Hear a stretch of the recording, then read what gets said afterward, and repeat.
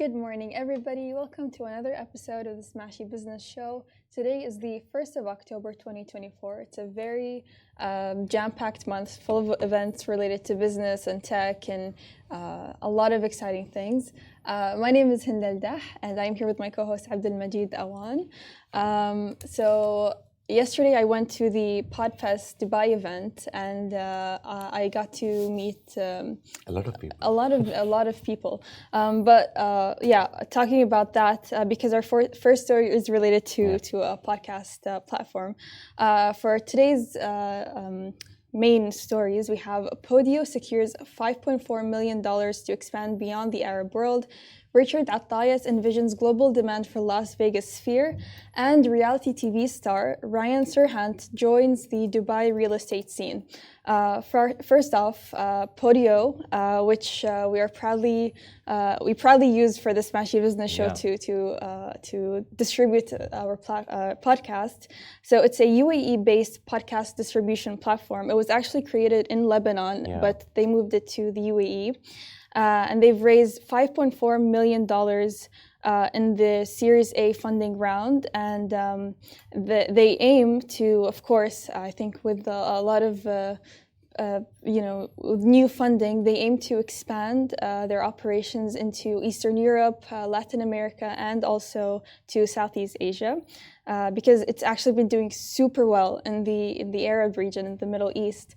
So it has grown to a subscriber base of 50 million, capitalizing on high engagement in podcasting, especially in emerging markets. Yeah, so the story, we read that there's nearly 500 million, nearly half a billion listeners for podcasts across the globe. Yeah. Some of the reports have said that. So it's a very good thing that podcast listening is growing. I read somewhere also in the same report that 80% of the people who listen to podcasts say that we listen to the full episode at least. So that's a good thing that they're going through. And podcasts are not short. Some of the podcasts go on for like one and a half or 2 hours. It's super surprising because when you talk about social media today, you're always like, oh, people are losing their attention spans and they only need like a few short seconds to get as much information as possible. But with podcasts, people sit down and actually listen to it. I think most of the listeners are from the phone and not on the desktop. So people actually take their time to listen to podcasts and listen to people speak on important topics. And there's, with podcasts, there's obviously a wide variety of different topics that if you're, interested in. So it's Even surprising to me. So many business podcasts. We have our own podcast. Augustus Media itself has like 20 plus podcasts.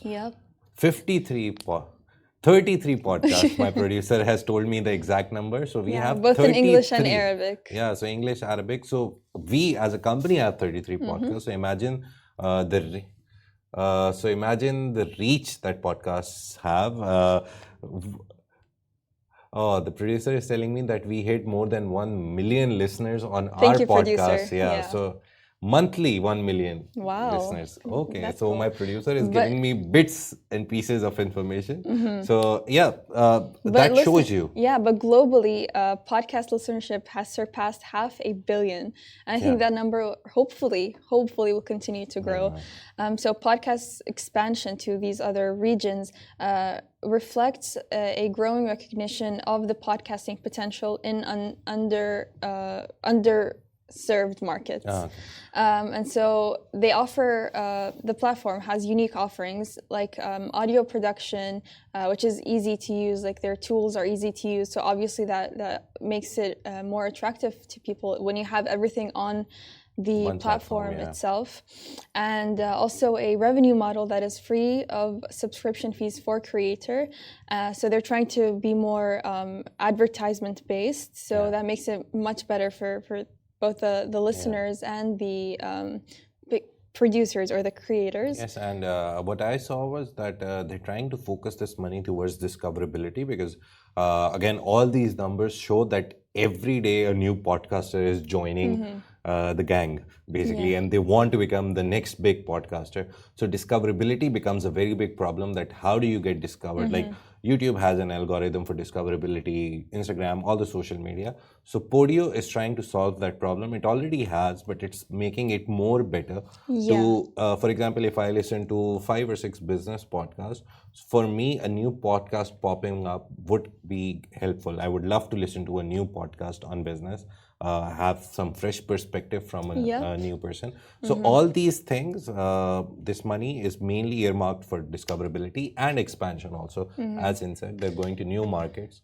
So hopefully, let's see. Podio's plans are big. It is one of the premium products coming out of MENA region, apart from all the other fintech stuff that is usually happening. Yeah. So yesterday, the CEO, Stefanos Fallaha, was a part of a panel at Podfest, and he was talking about how they're actually using AI to empower creators. So AI is being used for the better. Actually, AI is a bit, it's obviously a big topic across the media landscape, but they're using it for the better. In Podio's case, so just wanted to throw that in there. No, so mainly Podeo has gotten the money, and another thing that again I forgot to mention, that this is the biggest Series A funding any podcast platform has received. So this is an achievement in itself. Good job, Podeo. Yeah. That's what we want to say. And let's see where they go from here. Series A funding of 5.4 million for a podcast platform, very big. I think part of their success as well is the fact that they distribute to across all podcast platforms, which makes it much easier for people who create or curate podcasts. And there was like one story, the detailed story that I read on it was on TechCrunch.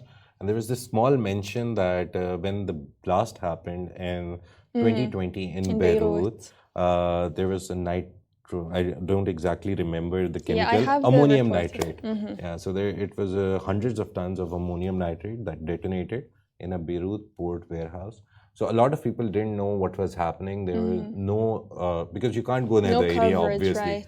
So there was less coverage, and there was unauthentic reports coming out. So people went on to Podeo and shared their stories, shared their well wishes.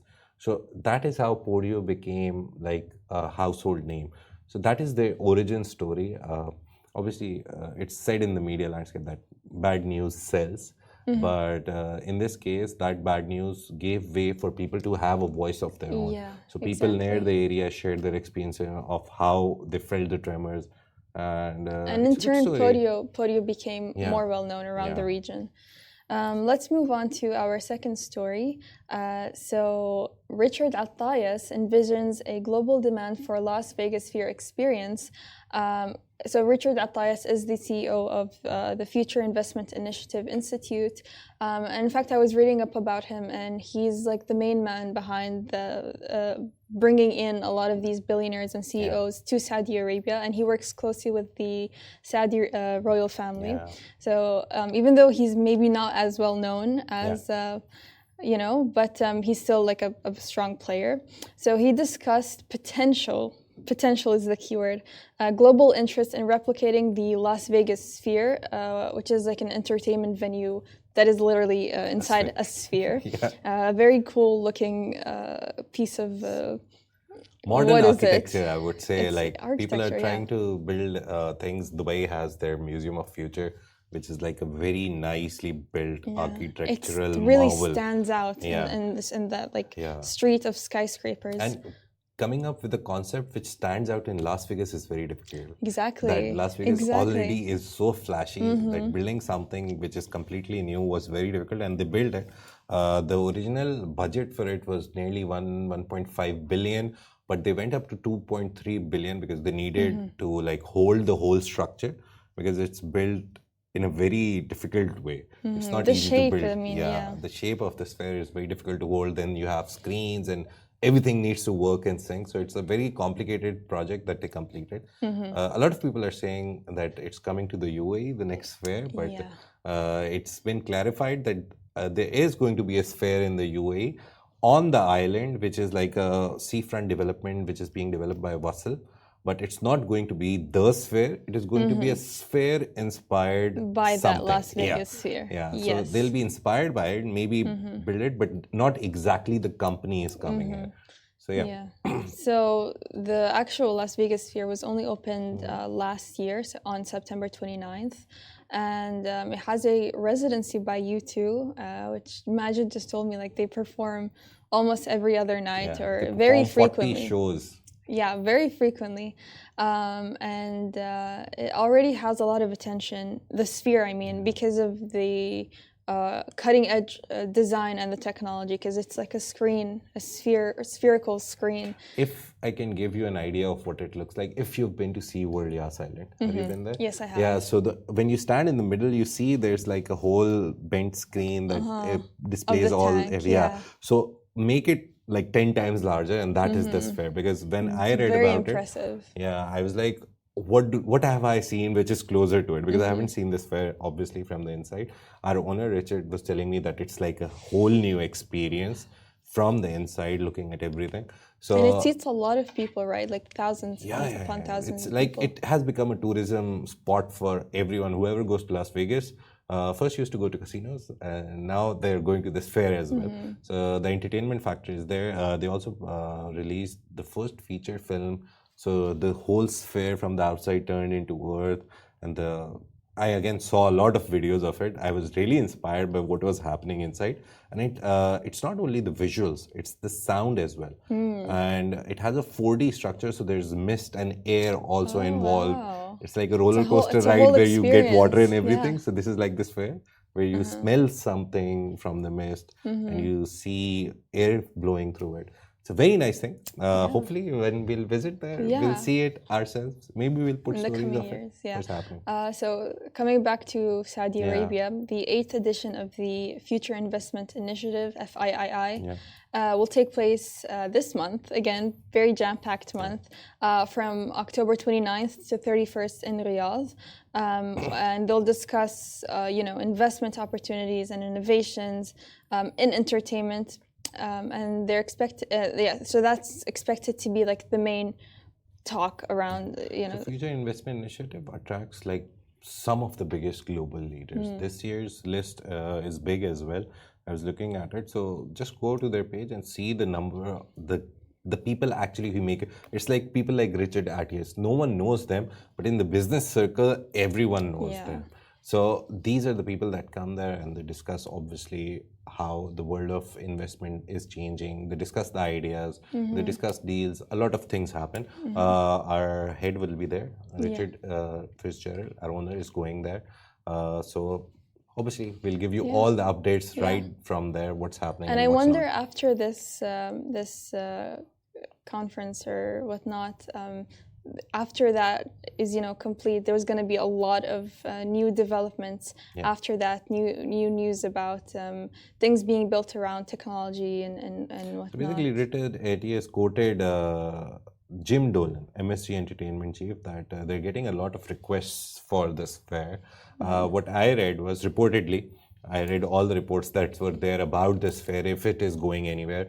I was watching like if any report has substance to it. Apparently, they tried to build one in UK, but the UK government said, sorry, too expensive of a project. We can't afford it right now. There were reports that they were in talks with Saudi Arabia as well, but those talks didn't like really fold out nicely. UAE is also in talks. Reportedly, all these are reports. There's no confirmation from anyone involved in this fair. In it, but there are like reports that UAE also wants it. But then UAE recently announced that an inspired version of this fair is coming to the island, which is being built by Wasl. It will have MGM Resort there. So everyone was like, okay, maybe MGM Resort. So MGM's fair. But no, it's not coming. Whenever there's an announcement, the whole world will know because it's such a new attraction that everyone wants it in the country. There was also talks about South Korea. So a lot of countries have been mentioned in reports, but no one has confirmed where the next sphere will be as of right now. But we look forward to see how. But it will become a phenomenon. A lot of people like Disney, like Madame Tussauds, the museum, they popped up everywhere. Eventually, it will come to other people. I guess people are looking and waiting for the revenues. That how many years does it take to like break even and then take the cost 2.3 billion is not a small amount. It's a lot of money that they invested. And then everyday operational costs are very big with such things. Like Burj Khalifa, you see the lights and everything. There's a very big operational cost involved. So yeah, people may be looking at it right now, and they'll decide after 2 to 3 years when they see the financials. Yeah. Let's move on to our final story of the day. So, the reality TV star Ryan Serhant joins Dubai real estate scene. So, Ryan Serhant is a renowned real estate owner, a broker, and also the star of Netflix Owning Manhattan series. And he'll speak at the Game Changers Dubai Real Estate Summit on October 24th. And this event aims to guide brokers on succeeding in Dubai's competitive property market. And it's going to feature insights from Serhant and also by CEO of FAM Properties, Firas Al Msaddi. And so the summit comes during a significant boom in Dubai's real estate, with sales reaching 47.3 billion dirhams in August of this year. Only a month. Only a month. And nearly 50 billion that's dirhams insane. of deals. Yeah. I mean, and some of these deals which I've seen throughout a month, if they're so big, usually a penthouse, the latest penthouse just sold for a lot of money, or there's the like most one expensive big suite, one most expensive suite, and usually it's Business Bay or some very posh, very or it's downtown. Yeah. So usually it's a property in Business Bay downtown. These are the most expensive properties. So one big deal adds to this number, and then there are always smaller deals going on. So yeah, this Ryan Serhant coming to Dubai is a good scene. We saw recently in Sharjah Investment Forum, a lot of people came. Chris Fade is always everywhere now. But apart from that, Grant Cardone, the 10X guy who started the 10X conference, is a has multi-million in assets under management. Usually we see companies doing it. He's doing it as an individual through his company. So all these people came, and Mohammed bin Ghati was there. He had a talk with Grant Cardone. So a lot of people came to Sharjah Investment Forum. Now Dubai, the event season has started, so a lot of people will come to Dubai. We'll keep you updated about who is coming. But Ryan Serhant, I saw a video of his, again, whenever you research about these people. I haven't seen Owning Manhattan. Guilty of that. It's a good show, I've heard. It's a great 101 course in real estate selling, but luxury real estate selling. So I'll soon see it, maybe. So the summit that's going to happen this month will offer valuable insider information from top professionals to help brokers navigate Dubai's rapidly changing real estate landscape. And I wonder if it's open for the public, because it'd be amazing. These events are. Oh, so if you have the chance, you should probably go to get some because a insider lot of knowledge. Property events, they want to attract as many people as they can, because they want to show footfall. So if, for example, Jitex is like sponsored, you give money and you go inside. A lot of events are sponsored, but a lot of events are open. The events which talk about sales and stuff, because then they can show, oh, we got 100,000 people, 20,000, 30,000 people last year. So please come exhibit with us. It's like a model for sales that, oh, we had so many people. So please come exhibit with us, and you can present your property, your projects, whatever you want to a large number of people.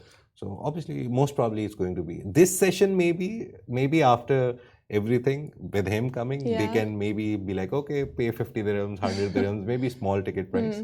Because he is sort of like a... Yeah, he is a celebrity. Celebrity. So, he is a celebrity. Has $10 billion in sales. And what I read last, not confirmed number, but there is nearly 100,000 registered real estate agents in Dubai only. Oh, wow. Yeah. Apart from that, everyone is a estate agent in Dubai, to be honest. If you have a house and you want to sell it, I'll be like, okay, I'll make the deal. I'll find a client for you. But legally registered by RERA, the regulatory authority for property, there's nearly 100,000 people. So all of them will be there, most probably. Yeah. It's going to be a big event. Since he's coming to Dubai, it shows that a lot of people are interested in the real estate market of Dubai. And also there has been an influx of global investors, so people coming in from outside. And it's projected that they're going to spend over 16 billion dirhams in property in Dubai. So the demand is higher than ever for expertise and innovative strategies.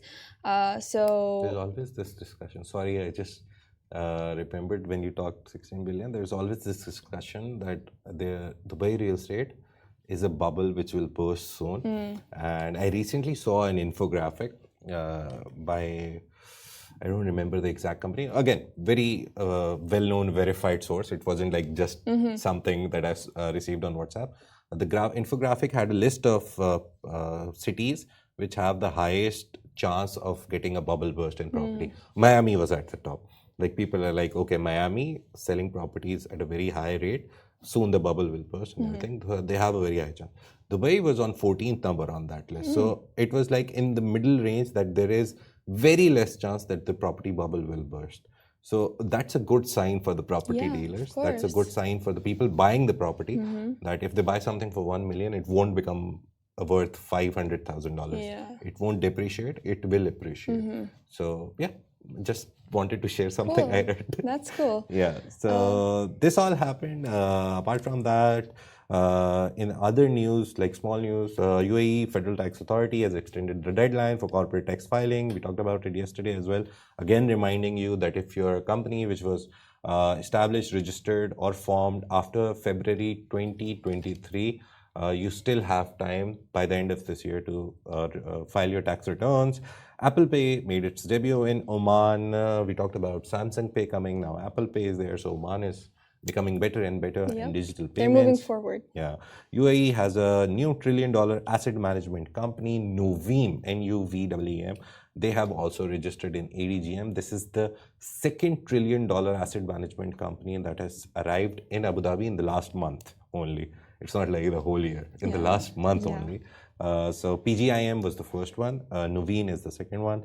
Moody's has downgraded Israel's credit rating because of the geopolitical tensions that are going on. They were at AA, now they are at BAA. So it's gone down. And Google has a new headquarters in Riyadh, Saudi Arabia. Yep, that's it. So if you missed the first half of the show, or if you want to rewatch some of the older episodes, you can always find us on all the streaming platforms like Anghami, Apple Podcasts, Spotify, Podeo on literally every single podcast or platform you can think of. We're probably on there. You can also find us on any of the social media channels like TikTok, Instagram, X, Facebook, and YouTube. Also on LinkedIn. And we also have a daily newsletter that comes out every morning. So make sure you read on. We have a lot of jam-packed, like the day's news into one single newsletter. So thank you so much for joining us on the Smashy Business Show, a Smashy Business production, part of the Augustus Media Podcast Network. We'll see you tomorrow.